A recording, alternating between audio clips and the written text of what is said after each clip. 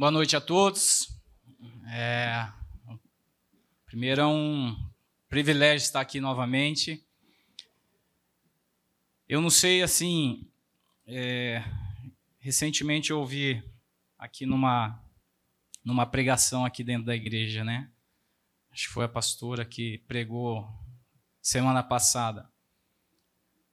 Quando a gente entra numa igreja, né, ou numa reunião como essa, o que nos traz aqui, verdadeiramente?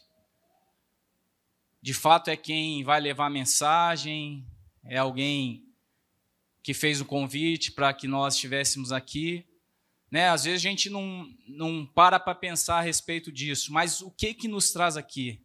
Qual é o motivo de nós estarmos aqui? Porque hoje é uma segunda-feira chuvosa, né? Alguns vieram distante daqui, que eu conheço, estão aqui. Mas qual é o motivo, qual a razão de nós estarmos aqui? Eu acho que se eu passar aqui os minutos que o Léo me concedeu, e se você não for tocado pela palavra, eu acredito que pelo menos pelo louvor que nós ouvimos aqui, sim. Porque que voz maravilhosa dessa moça que cantou aqui, né? E Deus vai mexendo com a gente, vai falando com a gente, é algo fantástico, algo tremendo. E acho que isso é uma situação, por vezes, até normal que aconteça. Quando o Léo me fez esse convite, semana passada, eu falei, eu já tenho mais ou menos o que eu vou falar na reunião lá de segunda-feira. Só que chegou hoje, a hora que eu fui ler a palavra de Deus novamente, mudou tudo. Aí eu falei, poxa, eu vou ter que falar isso. Então, o que eu quero aqui dividir com vocês, primeiro é uma palavra que está em 2 Timóteo, no capítulo 2. 2 Timóteo, capítulo 2, a partir do verso 1. E aí, esse primeiro versículo, ele já começou a falar muito comigo. Porque, olha o que fala. 2 Timóteo 2, capítulo 2, a partir do verso 1. Portanto, você, meu filho, fortifique-se na graça que há em Cristo Jesus. Fortifique-se na graça que há em Cristo Jesus. E as palavras que me ouviu dizer na presença de muitas testemunhas, confia-as a homens fiéis, que sejam também capazes de ensiná-las a outros. Suporte comigo os meus sofrimentos, como bons soldados de Cristo Jesus. Nenhum soldado se deixe envolver pelos negócios da vida civil, já que deseja agradar aquele que o alistou. Semelhantemente, nenhum atleta é coroado como vencedor, se não competir de acordo com as regras. O lavrador que trabalha arduamente deve ser o primeiro a participar dos frutos da colheita. 7. Reflita no que eu estou dizendo, pois o Senhor dará a você entendimento em tudo. Verso 8. Lembre-se de Jesus Cristo. Até aqui. Amém? Vamos orar? Deus, obrigado por tua palavra, obrigado por todos que aqui estão.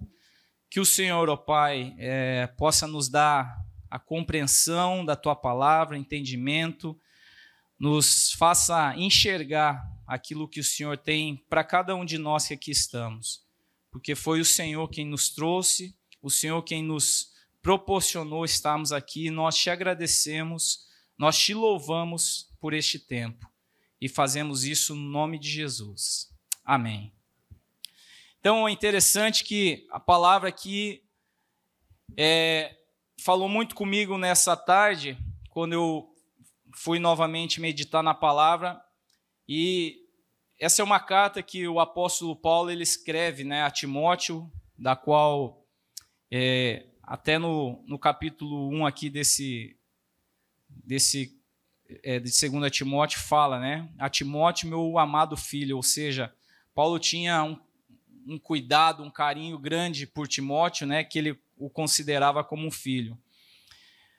E diante desses versos aqui, algumas lições Deus foi falando comigo, né? Porque por vezes a gente vai caminhando, vai passando e a gente esquece por vezes o que aconteceu conosco lá no início. Eu já tive a oportunidade de compartilhar aqui em outro momento. Eu venho de uma família que ela não tem compromisso nenhum com a palavra de Deus. Eu fui o primeiro na minha família a caminhar com Cristo, a me comprometer com Cristo. E interessante foi quando eu comecei a estudar a palavra de Deus. Primeiro, a partir desse verso 8 aqui, fala: lembre-se de Jesus Cristo. Eu, na verdade, eu não conhecia verdadeiramente Jesus. Eu tinha uma ideia de que Jesus estava pendurado numa cruz e eu imaginava aquele Jesus. Então eu tinha, às vezes, até pena de Jesus dentro do meu raciocínio, do meu pensamento. Mas a partir do momento que eu fui compreendendo e tive alguém que, assim como fez com Timóteo aqui, Paulo fez com Timóteo, que foi o quê? Discipular Timóteo, de ensinar para ele as Escrituras, de ajudar ele nessa caminhada, de estar ali junto com Timóteo, de mostrar o bom caminho a Timóteo. Alguém fez isso comigo. E aí, a partir desse momento, foi quando as Escrituras foram me ensinando quem era Jesus. Ou seja, eu tinha uma ideia de quem era Jesus, e talvez muitos de nós aqui tenhamos. Jesus, para alguns aqui, pode ser uma pessoa, para outros, outra. E assim aconteceu também quando os discípulos abordados por Jesus, eles tiveram esse mesmo pensamento. Na carta, no Evangelho de Mateus, no capítulo 16, em certo momento, Jesus, se aproximando deles, dos seus discípulos, perguntou, tendo Jesus chegado às regiões da Cesareia de Filipe, interrogou os discípulos, dizendo: quem os homens dizem que eu sou? E responderam eles: uns dizem que é João o Batista, outros Elias, outros Jeremias, ou algum dos profetas. Mas vocês, perguntou-lhes Jesus, quem dizeis que eu sou? E respondeu Simão Pedro: tu és o Cristo, o Filho do Deus vivo. E disse-lhe Jesus: feliz és tu, Simão Bar-Jonas, porque não foi carne nem sangue que te revelou, mas o meu Pai que está nos céus. Então, ali para um dos discípulos, ele já responde diretamente a Jesus que Jesus é o Cristo, o Filho do Deus vivo. Então, será que esta é a resposta? Que Jesus é o Cristo, o Filho do Deus vivo? Ele é, mas é mais ainda do que isto. Olha o que o Evangelho de João fala a respeito da pessoa de Jesus. Então, para nós termos uma melhor compreensão, em João, no capítulo 1, do 1 ao 14, eu vou ler aqui alguns desses versículos. No capítulo 1, fala que no princípio era o verbo, ou a palavra, e o verbo, ou a palavra, estava com Deus, e o verbo, ou a palavra, era Deus.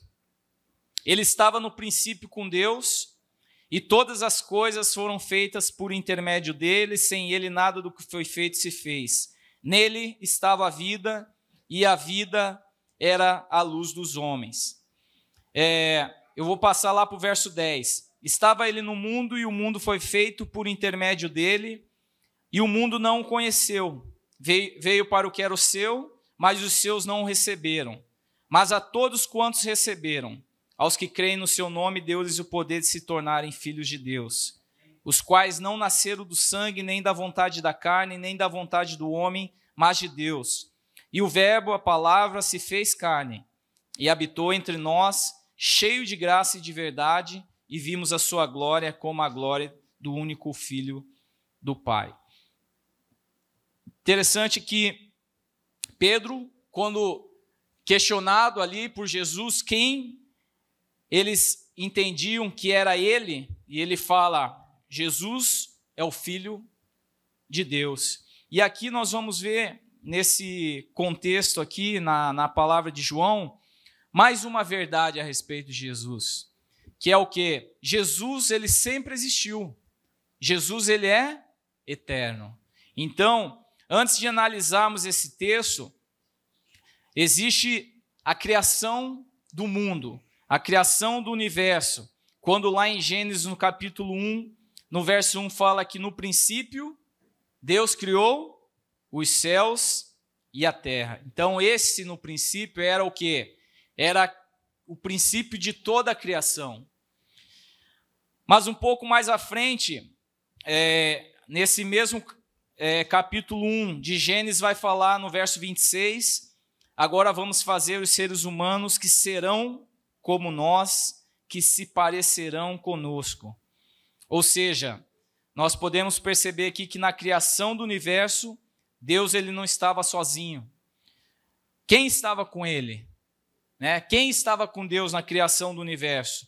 Então nós vamos ver, a partir desse texto de João, no capítulo 1, verso 1, que no princípio era o Verbo, e quem estava com Deus? O Verbo. A palavra estava com Deus, e o Verbo, a palavra, era Deus. Então, nós vemos o quê? Nesse texto que Jesus, ele é apresentado como o Verbo de Deus, como a palavra de Deus, ou seja, com uma existência eterna.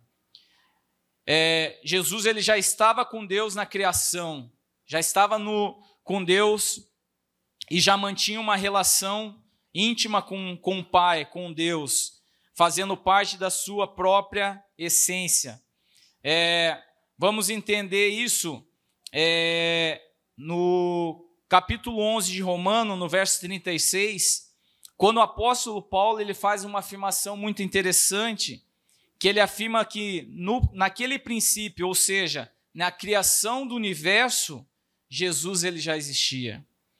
Então, o que Paulo fala lá em Romanos 11, 36? Porque dele, e por ele, e para ele, são todas as coisas. Pois glória, pois, a ele eternamente. Então, Paulo fala aqui, por ele e para ele. Então, Paulo deixa isso mais ainda claro em relação a isso. Numa outra passagem, o apóstolo Paulo, na carta aos cristãos da cidade de Colossos, no capítulo 1, verso 16, ele fala: pois por meio dele, Deus criou tudo no céu e na terra, tanto o que se vê como o que não se vê, inclusive todos os poderes espirituais, as forças, os governos e as autoridades. Por meio dele e para ele, Deus criou todo o universo. Antes de tudo, ele já existia. E por estarem unidas com ele, todas as coisas são conservadas em ordem e harmonia.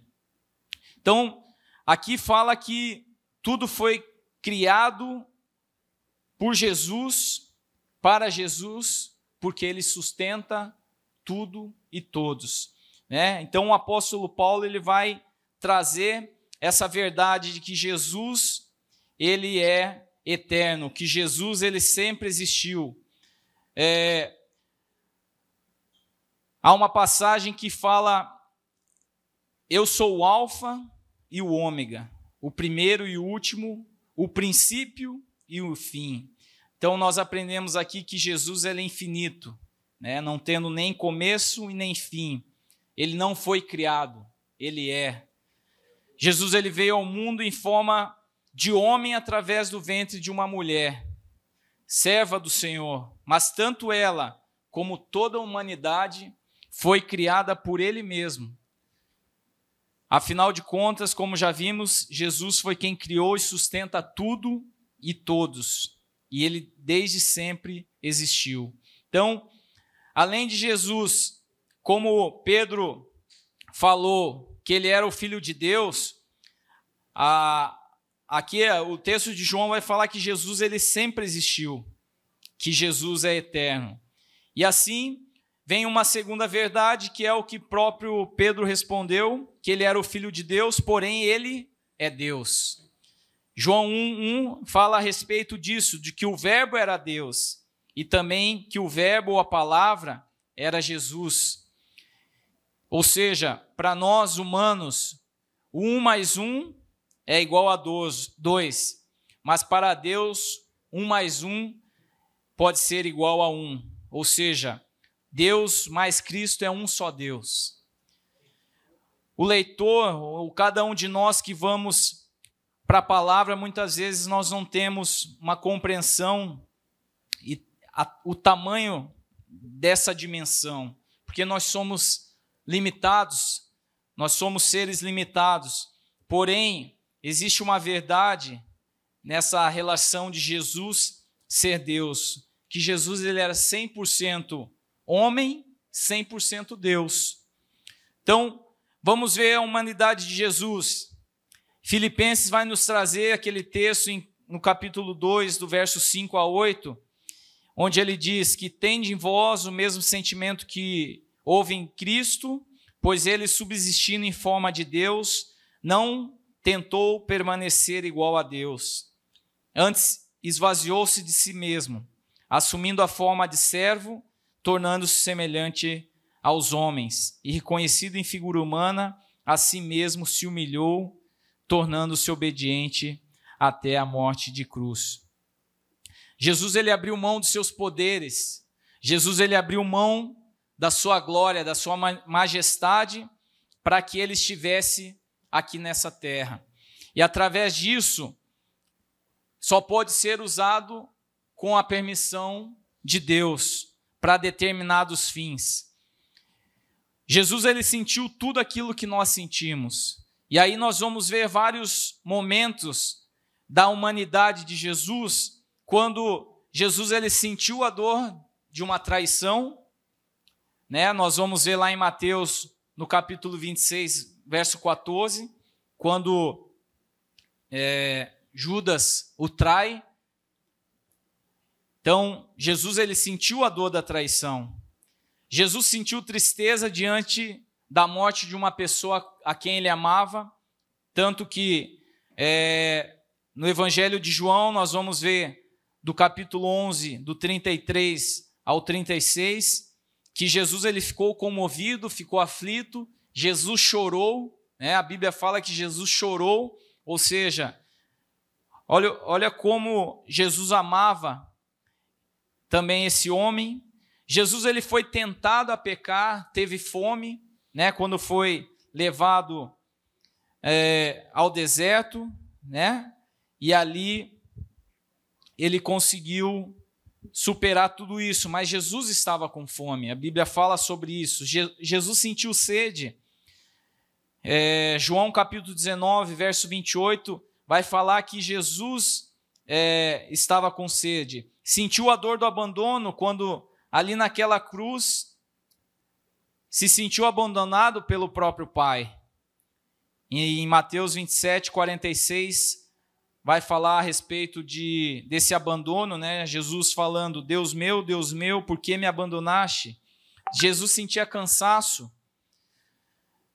Verso 6, no capítulo 4 de João, fala que Jesus, cansado da viagem, sentou perto do poço. Jesus sentia sono, e ali, naquele barco, Jesus estava dormindo, né, enquanto se agitava uma tempestade. Ou seja, Jesus, ele viveu o topo da saúde intelectual, emocional e social em um ambiente que tinha todos os motivos para ele ser o quê? Uma pessoa deprimida, ansiosa.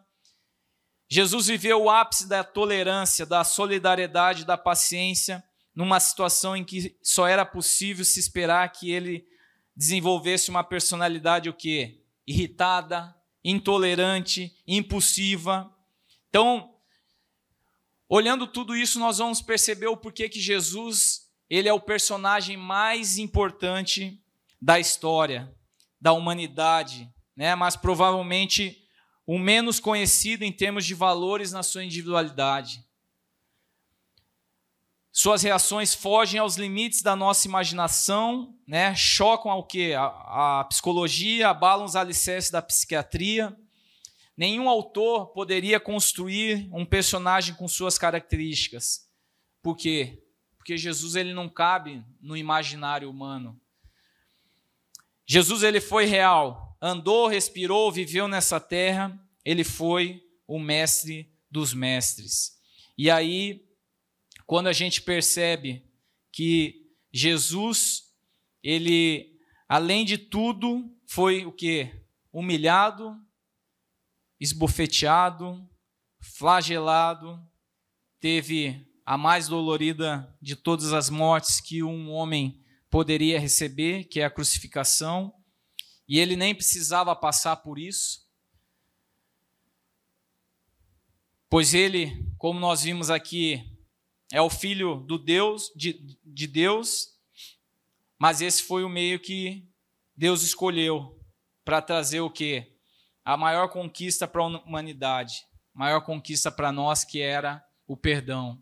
E aí, quando eu comecei a ler esse livro, esse capítulo de Timóteo, eu fui compreendendo um pouquinho, quando aqui fala o verso 1, você, meu filho, fortifique-se na graça que há em Cristo Jesus. Né? Fortaleça nesse favor imerecido. Esse favor de Deus para nós que é imerecido, nós não merecíamos isso. Mas Jesus, ele acabou pagando esse preço por cada um de nós, dos nossos pecados, da nossa condenação. Então foi Jesus quem tomou o nosso lugar naquela cruz, fazendo o quê? O que a gente chama, no contexto aí do futebol, de um gol de placa. Jesus ele fez um gol de placa pela humanidade, sendo o quê? Condenado em nosso lugar. Então ele morreu a nossa morte. Jesus ele tem o quê? Toda a autoridade. Ele tem que ser o nosso maior exemplo, né? Para que nós possamos o quê? Enfrentar cada dia os nossos desafios, os nossos adversários que nós enfrentamos aí no nosso dia a dia. Jesus sentia tudo isso que nós sentimos, e assim é o que diz a palavra de Deus, né? No livro de Hebreus, no capítulo 2, no verso 17 e 18, vai falar: isso quer dizer que foi preciso que Jesus se tornasse em tudo igual aos seus irmãos, a fim de ser o grande sacerdote deles, bondoso e fiel no seu serviço a Deus, para que os pecados do povo fossem perdoados. E agora Jesus pode ajudar os que são tentados, pois ele mesmo foi tentado e sofreu. Ou seja, se tem alguém que nos conhece e que pode nos ajudar, é Jesus. Seja a dificuldade que nós estivermos passando, sejam as lutas que nós estivermos passando, e todos nós passamos por lutas, às vezes é na nossa família, às vezes é no nosso trabalho, nós passamos por lutas, mas não existe ninguém que vai nos ajudar com tamanho conhecimento que não seja Jesus. E aí nós vimos um pouco dessa humanidade, porém nós vamos ver também a humanidade de Jesus. E por que que nós, em algumas traduções, temos Jesus como verbo? Em algumas é a palavra, em outras é o verbo de Deus. Porque não existe nenhuma outra forma de nós comunicarmos ou expressarmos ações que não sejam com verbo. Se nós formos formar uma frase sem verbo, vai ficar um pouco estranha a frase, ela vai ficar uma frase sem sentido. E é justamente isso que o autor quer nos mostrar, que se nós não tivermos o verbo na nossa vida, nós vamos ter uma vida sem sentido. Então esse verbo ele tem que fazer parte da nossa vida, tem que fazer parte da nossa história, ele tem que estar no rumo da nossa caminhada. E aí é onde Jesus é o meio de comunicação do amor de Deus à humanidade. Lembrando que o apóstolo João, quis nos mostrar com isso, né? Que uma frase sem o verbo não tem sentido, é a forma que nós temos de entendermos que uma vida sem Jesus também não faz sentido. E aí nos versos 3 e 4 de João, no capítulo 1, João ali ele vai falar que todas as coisas foram feitas por intermédio dele e foram feitas para ele, né? Então Jesus, ele tem a vida plena. Jesus nos revela que João, ele vem nos revelar que Jesus é a palavra que saiu da boca de Deus. E sabemos que a boca que fala aquilo que o coração está cheio. Então, Jesus, além de ser a boca de Deus, Jesus é a mente de Deus. Jesus é a vontade de Deus. Jesus são os pensamentos de Deus, os desejos de Deus, os planos e projetos de Deus, que se materializaram em uma pessoa cujo nome é Jesus. E aí no verso 14, João diz que o quê? Que o verbo ou a palavra se transformou em carne e osso, ou seja, em um ser humano. Pense no que significa tudo isso. É até difícil para nós pensarmos em relação a essa divindade de Jesus, toda a sua glória se transformar em um ser como nós, um ser mortal. Jesus, ele se distingue do Pai, né? Ele se separa do Pai, mas eles possuem uma relação pessoal tão íntima que se tornam um.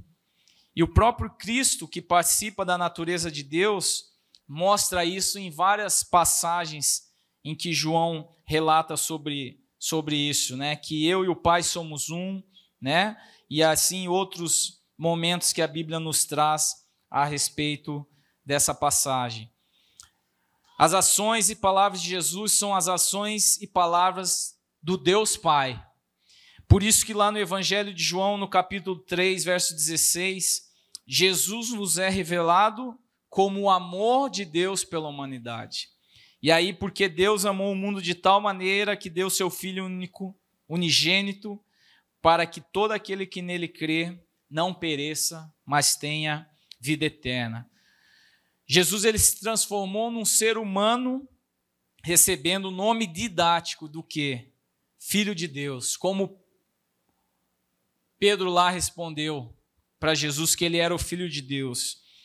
Mas por que ele é chamado de Filho de Deus?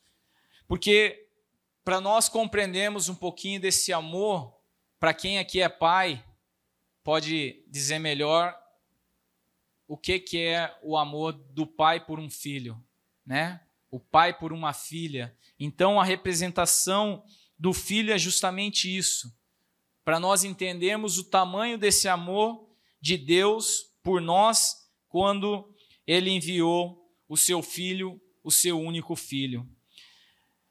Paulo relata um pouco desse amor aos cristãos de Colossenses, quando ele fala no capítulo 1, dos versos 12 e 13, agradeçam com alegria ao Pai que os tornou capazes de participar daquilo que ele guardou no reino da luz para o seu povo. Ele nos libertou do poder da escuridão e nos trouxe em segurança para o reino do Filho do seu amor. Portanto, Jesus é o resultado do amor de Deus por mim e por você. Logo, toda a humanidade. O que nós concluímos com isso? Que Jesus é o próprio Deus encarnado em forma humana. Jesus é Deus. Alguns versículos, como eu falei, João capítulo 10, verso 30, eu e o Pai somos um. Então, o apóstolo Paulo aqui vai nos trazendo uma outra passagem no livro de Colossenses, que Jesus é a imagem do Deus invisível manifestado em forma humana. Ou seja, o apóstolo deixa isso bem claro aqui para nós, compreendemos essa veracidade de que Jesus é Deus. Mas uma verdade, além de Jesus sempre existir e Jesus ser Deus, é que Jesus é a vida. Como vimos, sem Jesus, a vida ela não tem sentido. Jesus não disse, eu prometo, eu procuro, eu trago, mas Jesus disse o quê? Eu sou a vida. O apóstolo João aqui, no seu evangelho, ele afirma que Jesus é a vida, quando ele fala que no verso 4, nele estava a vida, e a vida era a luz dos homens. Em outro versículo, em João 14, verso 6, ele vai falar que eu sou o caminho, a verdade e a vida, ninguém vem ao Pai a não ser por mim. E aqui se faz uma pausa nesse verso. O que é que nós aprendemos com isso? O que é que nós aprendemos com Jesus? Em primeiro lugar, nós aprendemos que não há comunicação com Deus se não for por intermédio de Jesus. Então, se nós queremos buscar a Deus, e aqui em Timóteo, no capítulo 2, verso 15, fala, procure apresentar-se a Deus aprovado, como obreiro que não tem do que se envergonhar e que maneja corretamente a palavra da verdade. Se nós queremos nos apresentar a Deus, nós temos que buscar a Jesus. Nós vamos a Deus por meio de Jesus. E aí, através de Jesus, nós vamos conhecer a verdade. Porque aqui a palavra diz que o quê? Que Ele é o caminho. E aí não existe nenhuma comunicação se não for por meio de Jesus. E aí não existe outro meio da quais os homens aí falam, se não for por Jesus. Nós não conseguimos nos relacionar com Deus se não for por meio dele. Então, é importante nós compreendermos isso. Em segundo lugar, nós aprendemos que o caminho por onde devemos andar para agradar a Deus, para nos apresentarmos aprovados é em Jesus. Então, não existe aquela famosa frase que todos os caminhos levam a Deus. Isso não é verdade. O único caminho que leva a Deus é Jesus. Então, muitos caminhos aí fora são oferecidos, porém, o único caminho da qual nós vamos verdadeiramente chegar ao Senhor é através desse caminho que é Jesus. Em terceiro lugar, nós aprendemos também com o próprio Jesus que Ele é a verdade, ou então nós vamos ter que questionar a palavra de Deus, a Bíblia, se nós não pensarmos diferente disso. Afinal de contas, quem está com a verdade? Aí nós temos que vir na palavra de Deus e saber qual que é essa verdade. Se é a religião A ou a B, se é o líder espiritual A ou é o B, né? Porque todos dizem o quê?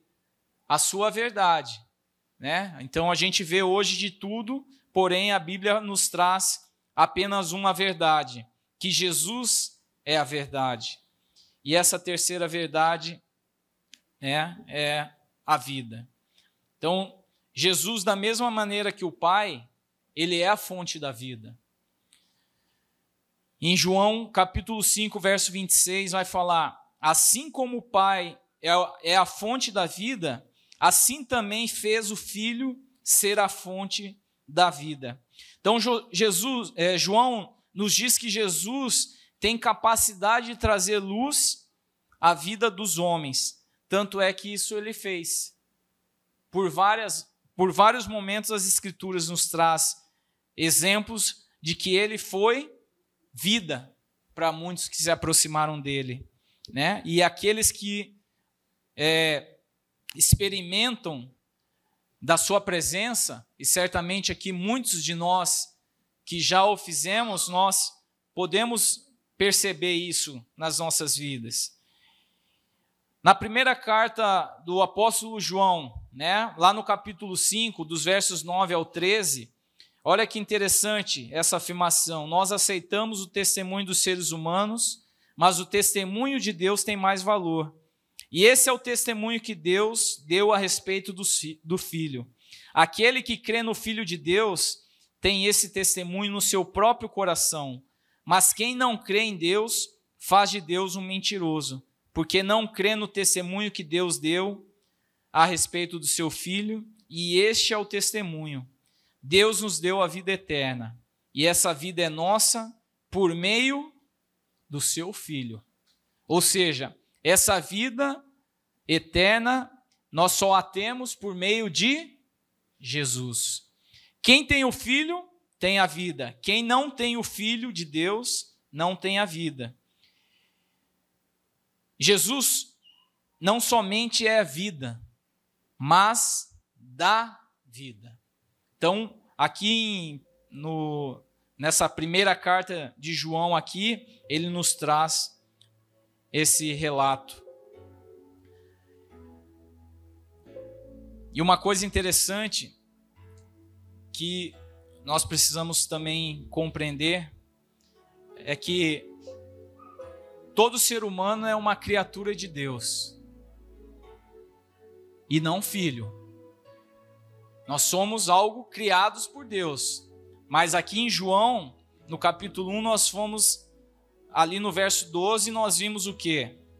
Mas a todos quantos o receberam, deu-lhes o poder de se tornarem filhos de Deus, aos que creem no nome do seu Filho. Ou seja, Jesus não é simplesmente uma religião, um líder espiritual, como muitos pensam, mas ele é a verdade de Deus. E ele é a verdade da sua própria palavra.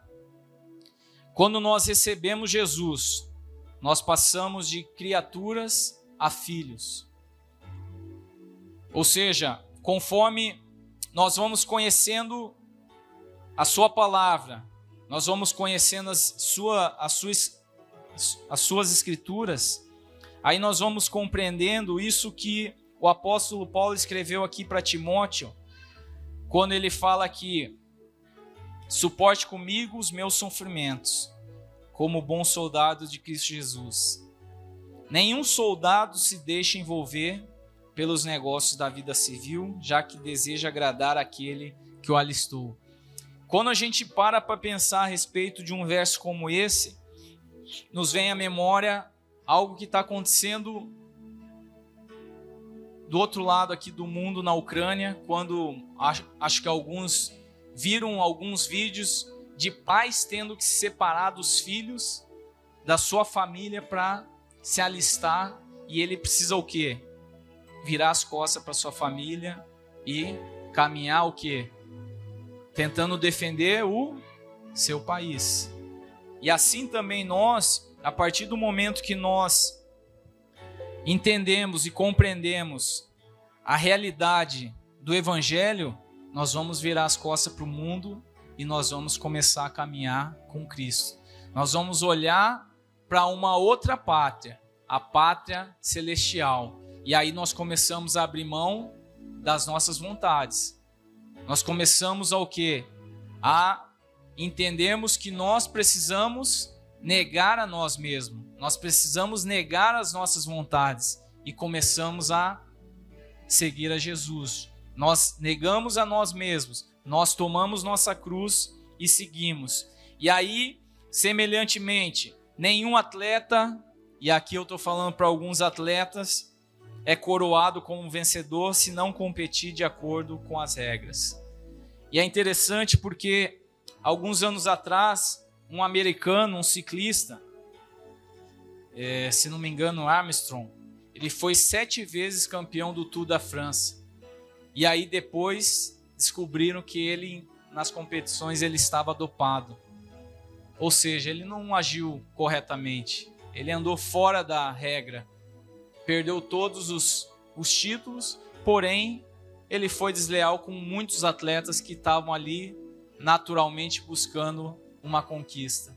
E assim também é a nossa vida. Entendemos que nós precisamos andar nas leis do Senhor, andar na regra do Senhor, para que nós possamos fazer com que outros possam ser alcançados, outros possam caminhar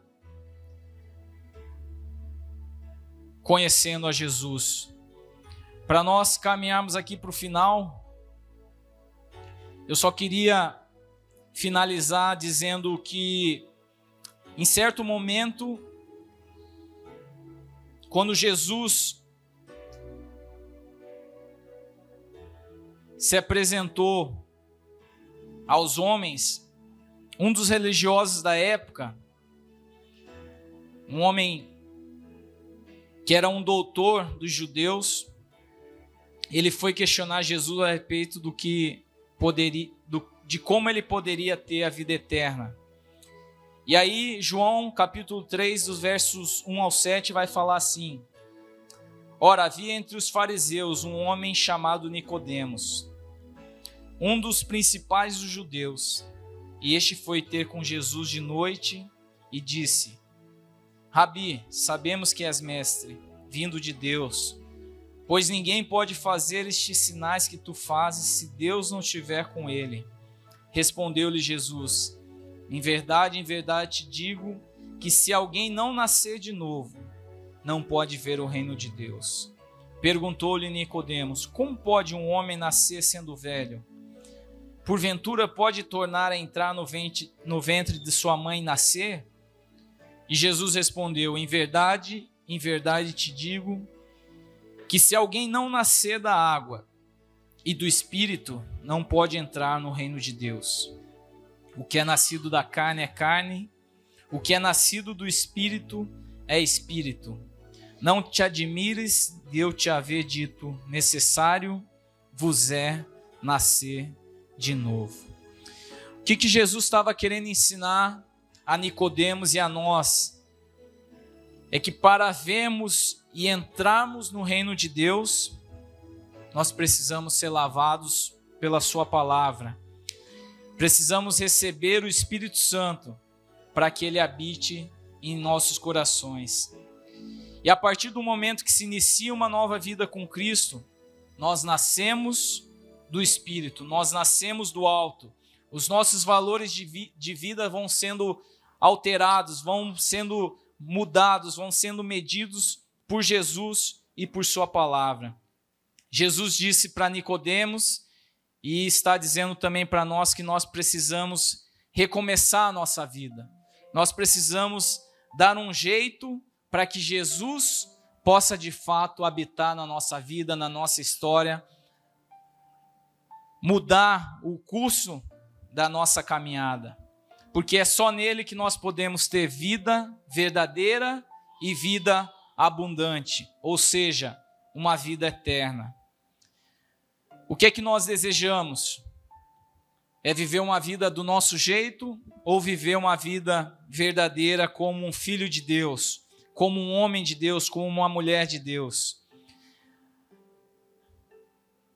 Paulo, no verso 2, no capítulo 2 aqui, ele fala assim: as palavras que me ouviu dizer na presença de muitas testemunhas, confia-as a homens fiéis. Em algumas traduções fala homens idôneos, homens capazes de ensiná-las a outros. Ou seja, a partir do momento que nós verdadeiramente vivemos como um filho de Deus, que deixamos Jesus morar no nosso coração, nós vamos querer ter esse mesmo sentimento de transmitir, de ensinar a outros aquilo que nós aprendemos, e aí nos tornarmos verdadeiros discípulos do Senhor, para que Ele seja de fato o nosso Senhor, para que Ele seja o nosso Salvador. Jesus, Ele quer assinar um contrato eterno conosco. Estou falando aqui com pessoas que assinam um contrato quase que todo ano aqui, ou de tempos em tempos nós temos que assinar contratos. O que Jesus quer é que nós possamos fazer parte da sua equipe. O que Ele quer é que nós sejamos parte da maior seleção que já existiu em toda a face da terra, que é a seleção de Cristo. O apóstolo Paulo, na sua carta aos Romanos, no capítulo 10, verso 17, nos ensina que a fé vem pelo ouvir e o ouvir a palavra de Deus.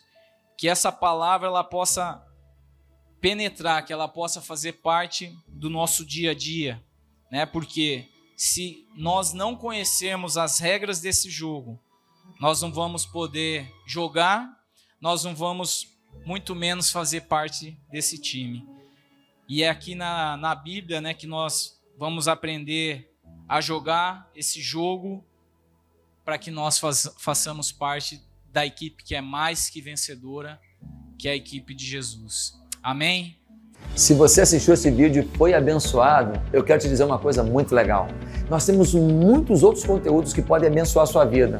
Assista mais um vídeo conosco, siga o nosso canal e desfrute de muita coisa que pode potencializar sua vida financeira, sua vida emocional, sua vida familiar, sua vida profissional, sua vida com Deus. Conte conosco, estamos juntos.